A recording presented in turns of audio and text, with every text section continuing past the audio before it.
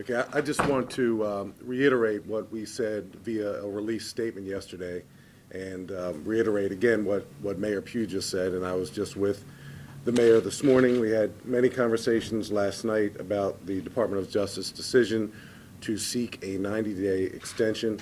You probably first saw the mayor's statement and then our statement, and our view remains the same. We are ready to roll with the consent decree. As you all know, we stood up a team, a Department of Justice compliance and accountability team, to work with the Department of Justice when they initiated their investigation, and that's unheard of in our business.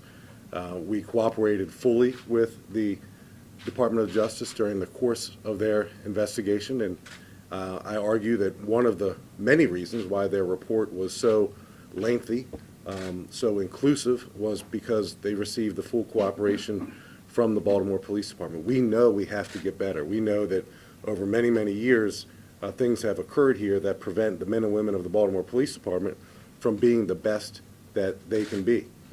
And as a reminder, we accelerated by choice our negotiations with the last administration to get a consent decree done before the change in Washington. We did that intentionally because we know that a consent decree will make the Baltimore Police Department better, both with the crime fight and our community relationships. And some of the things about consent decrees that don't particularly make their way to sound bites or the top of the 6 o'clock news are some of the fundamental things that have been lacking in Baltimore for quite some time. Training and technology, for instance. Our police officers deserve better training. We doubled the hours of mandatory training this year from the 40 hours that the state requires to 80 hours, because we have to get better and we have to get better faster. We've enacted a number of our own reforms, all the way from body-worn cameras to a revised use of force policy to a revised taser policy to a performance review board to open trial boards to a transparency page on our website to publishing when trial boards are going to take place. I could go on and on and on. A lot of things that we're really proud of. And those reforms are going to take place no matter what. No matter what the Department of Justice does, those reforms are going to take place. What a consent decree does is it binds the police commissioner, whoever that may be. And for right now, it's me.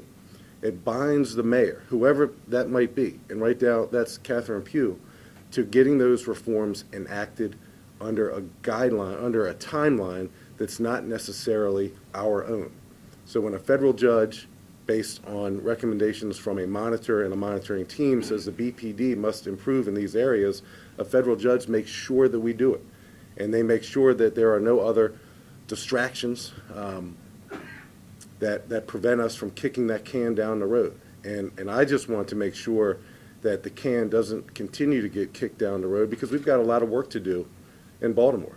And a lot of that work is behind the scenes work. We got to get computers in our police cars. We got to bring more sophisticated training to our police officers. We have to find a way to hire more city residents. We have to continue to stress the necessity of constitutional policing in Baltimore and break the culture that zero tolerance policing brought to this organization many years ago. And cultures are real things, and they're thick, and we got to continue to fight our way out of it. It's not easy. Reform is hard. It's messy.